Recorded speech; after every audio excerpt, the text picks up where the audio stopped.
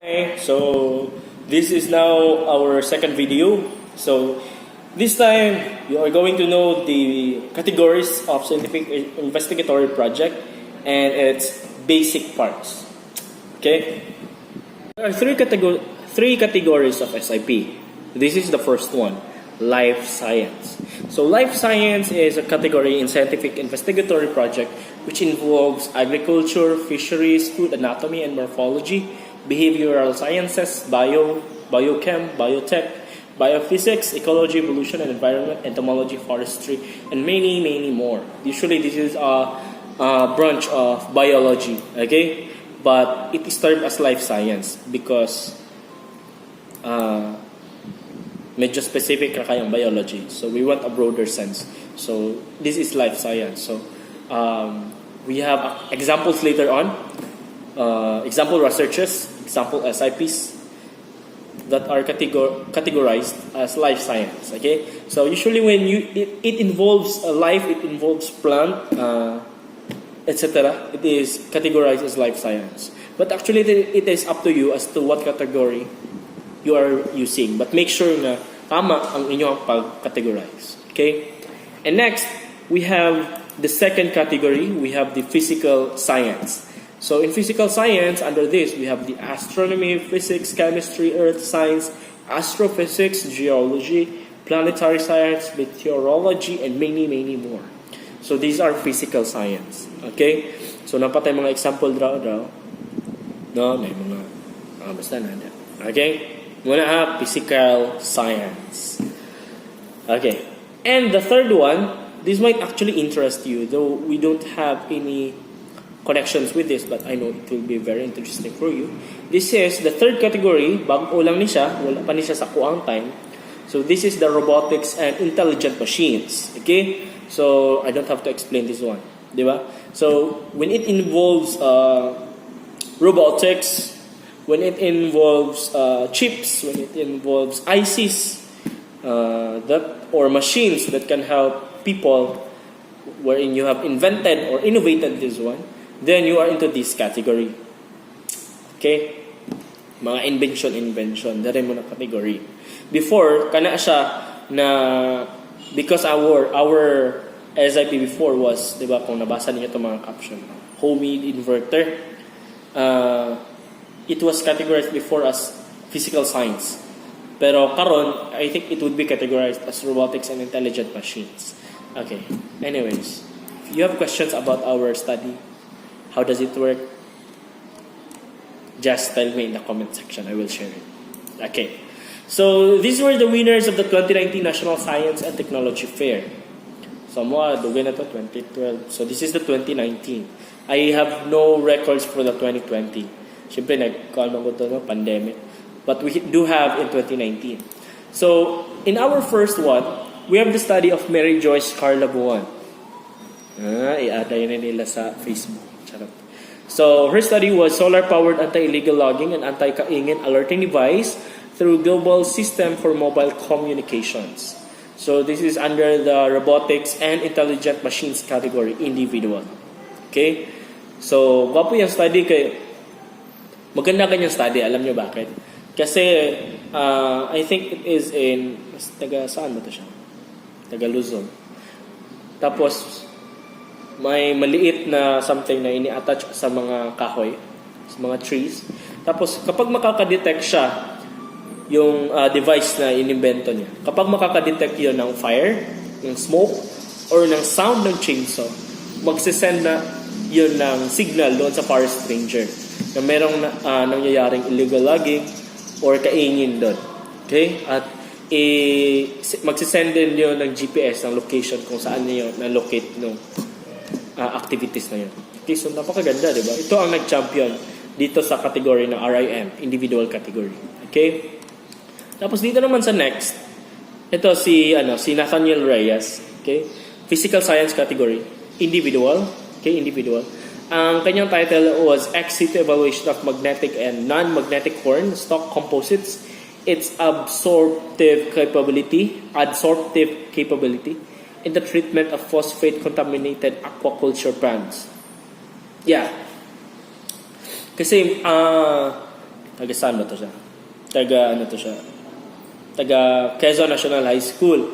So doon sa kanila sa kanilang locality, marami ang corn. So ginawa niya, ano nga ba ginawa niya dito? Yung stock ng corn, ginawa niyang parang sa fish pond, may ginawa siya. Limutan ko na ano yun. Basahin nyo na lang. Research nyo na lang yung ginawa niya. Okay? Tapos, dito naman, maganda ang title nila, parang qualitative, di ba? Hibla, an alternative sound absorption material made from abaca, bamboo, and water hyacinth by those people. So, ito naman sa physical science team category, ito naman ang nag-champion. Okay? So, ang ginawa nila, itong abaca, bamboo, water hyacinth, di ko alam kung paano nila yung ginawa. Basta nakaka-absorb siya ng sound. So, hindi na magiging maingay. So, napakaganda nito. Kasi, pwede itong gamitin sa wall. Di ba? Sa studio para hindi magiging maingay kahit gaano ka pa dyan. Di ba? Tapos, pwede rin daw to sa mga muffler ng motor, sa aeroplano kasi napakaingay ng aeroplano. Di ba? So, napakaganda ng kanilang study. So, it's biomass. Di ba? Biomass lang. Isipin mo, abaca, bamboo, at water hyacinth. Tapos, meron din tayo dito sino nga ulit to? Si Maria Isabel Lyson. Bioactive component, antioxidant activity, and anti-diabetic properties of Muntingia calaburalin, an in vitro study by Maria Lyson. Anong tawag natin dito? Mansanitas, atueles, anong tawag dito sa kanila? Atueles ito. Yun. Basta yan. Mansanitas. Okay? So, sabi niya na meron daw itong antioxidant. So, dito naman, tatakal natin ng basic parts ng SIP. Okay? Basic parts tayo. So, dito naman sa basic parts, I know you have idea because na-discuss ko na to sa first video. Pero dito, medyo, I will give you detail on ano ang basic parts ng SIP.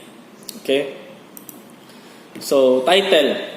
So, ang title, kailangan clear siya. Ito ang pinakauna dito. As in talaga. Dito yung title. Yan yung pinakauna makikita. Kailangan clear at precise. Kailangan merong objective.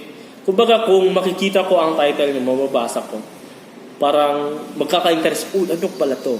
Aba, interesting to Ganyan. Ganyan ang appeal dapat. Tapos, ang abstract, walang problema to. Napakaliit lang ito. It should be 1 or 2 paragraphs only. Napakaliit naman yan. Okay, I will limit you with 250 words, but you can write your abstract pagkatapos nyo na lahat-lahat. Okay, pagkatapos na lang. Mandali lang yan. Mandali lang yan. Tapos, dito naman tayo sa chapter 1, Introduction and its background. So, Introduction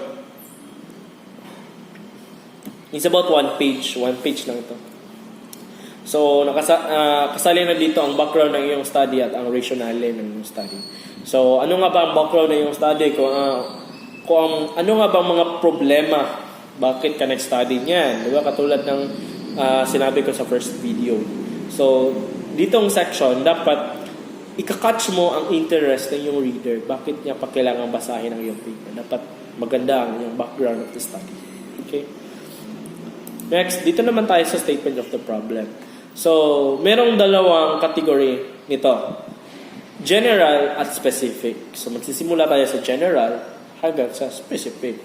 So, ang mga research problem, it should be specific, reliable, valid, measurable, and objectively stated. Ganyan sa statement of the problem. So, kailangan i-question form nyo to or declarative statement. Question form nyo na lang, pangit naman ang declarative statement. Question form nyo. Tapos, magpo-formulate kayo ng hypothesis. Okay? I'm sure nagka-idea na kayo nito mula sa statistics and probability nyo. Merong dalawang klase ng hypothesis. Okay? Yung null and yung alternative hypothesis. Okay? Discuss natin yan sa So, significance of the study, it indicates how important is your investigatory project for the people. Gaano nga ba ka-importante yan? So, magsisimula kayo sa pinakamalaki. Sino ba ang pinakamalaki maapektuhan to? Okay? Makakabenepisyo nito. Okay? So, Sino nga ba? Magsisimula ba kayo sa... Sino ba? Department of Energy, ganyan. DepEd, DPWH, ganyan. Tapos, doon na kayo ating hihimayin yan. Hanggang sa umabot sa locality, okay? To the Panabo City, tapos to the parents, to the students, to the school, ganyan. And lastly, to the future researchers. Kasi di natin alam baka merong magkaka-interest ng mga future researchers sa ginawa niyong study. Okay? So, number 5, scope and delimitation of the study. So, sa amin, noon, tawag dito, scope and limitation. So, kailangan nyo isulat dito, ano nga ba ang range ng iyong study? Hindi pwedeng lahat-lahat cover nyo na. Halimbawa, ang iyong study ay, pansit-pansitan and prolonging the shelf life of Carabao mangoes. Ano nyo yung pansit-pansitan? Scientific name kasi yan. Ano yan? Mag-insert na lang ako ng picture. Ching! Okay, yan ang pansit-pansitan. Diba? Sagbot na lang siya. Tapos, may magtatanong sa iyo. Ganyan. Tingin mo, pwede ba kaya ang mutha grass? Mag-i-insert ako ng picture. Sa pagprolong ng shelf life ng Carabao mangoes. Siyempre, hindi mo yan masasagot. Bakit? Kasi ibang study mo, di ba? Kasi ang study mo, pansitan. Tapos tatanungin ka ng ibang sagbot na naman. Siyempre, hindi mo yan masasagot. Kaya, ang sasabihin mo, ang scope and limitation mo ay ganito lang. Hanggang dito lang ang study ko. Okay? Hindi nakasali yung ibang mga damo. Ganyan. So, dito naman sa definition of terms, ang gagamitin mo dito is yung mga terms na usually mentioned sa iyong study. Usually makikita mo to sa title mo. So, example, pansit-pansitan. Ano yung pansit-pansitan? Okay, paano mo yan siya? Ano yan siya? Paano mo yan ginamit dito sa iyong study? Ano yung Carabao mango? Ano yung shelf life? Ganyan. So, dyan mo yan i-include dyan sa definition of terms. Tapos, dito naman sa chapter 2, review of related literature and studies. So, dito naman sa related literature, ang gagamitin mo dito is yung mga literature na kailangan sa iyong study. Usually, what we do here is yung mga variables na ating gagamitin mula sa ating title. Okay? So, ganyan dito. So, make sure na ang literature natin ay nasa 7 years. Okay, luwagan ko na lang kasi dapat 5 years yan. So, gagawin kong 7 years sa inyo. So, ano ngayon? 2021. So, dapat ang mga literature nyo nandun lang sa 21, 20, 19, 18, 17, 16, 15, 14. Magsisimula sa 2014 or 2013. Ganyan. 2013 na lang. Pataas hanggang 2021. Hindi ko tatanggapin yung 2012 pa ilalim, ha? Hindi ko tatanggapin yun. Except kung isa yung body of knowledge, yung talagang founded na talagang na body of knowledge, like ano ang ibig sabihin ng upuan. Ang upuan, sabi ni ganyan, di ba? Alam naman natin kung ano yung upuan, di ba? Except yan, pwede yan. So, related studies, yung mga studies naman na naka-incorporate. Okay? So, bibigyan ko na lang kayo ng idea. Saan, paano. Okay? Kailangan APA format tayo, ha. So, pwede kayo mag-research dito sa scholarly.google.com. Ting! Dito. Yan. Diyan nyo na lang i-search kung paano yan siya. Okay? Tapos, ano to? Chapter 3, methodology. So, sa methodology, paano mo kinuha ang iyong mga sample, anong mga technique na ginamit mo. So, kailangan valid yan siya at reliable.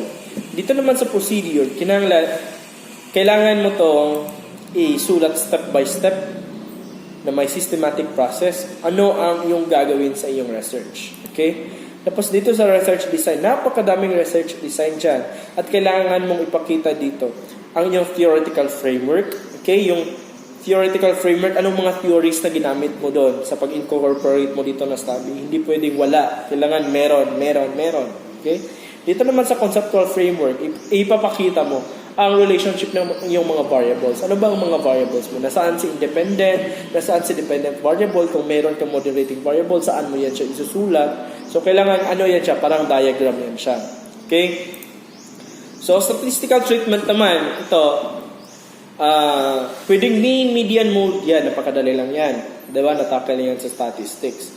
Meron din percentage, chi-square, standard deviation, t-test, person hours, Perman rank, or ANOVA 1 or ANOVA 2. So, para dito, pwede tayo gumamit dito ng iba't ibang software para mapadali. Kasi kapag ima-manual natin, napakahirap naman. At kailangan nyo ma-identify ano ang gagamitin nyo dyan na angkop naman sa inyong study. Hindi pwedeng gagamitin nyo yan lahat. Kasi bawat isa dyan, iba't iba ang kanyang function. Okay? So, mas mainam babasahin nyo yung isa-isa. Hahanapin nyo lang. Mag-research kayo kung ano ang paggagamitan ng mga ganyan. Okay? So, syempre, mas mainam na gagamitin ang t-test. So, t-test, two-tailed test, may dalawang variable kayong kino-compare. Basic yan. Basic yan. T-test. Ngunit kapag meron kayong tatlong variable, hindi na t-test dyan. Okay? So, dyan na tayo pipili. Ano ba? Tanungin nyo lang ako. Okay. Chapter 4 dito. Napakadali nito. Dito sa chapter 4, presentation, analysis, and interpretation of data.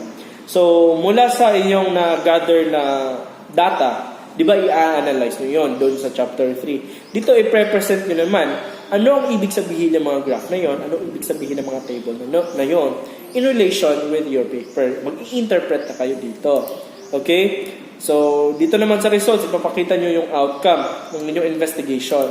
At dito naman sa chapter 5, ano ang inyong summary? A brief summary of what your study is. Okay?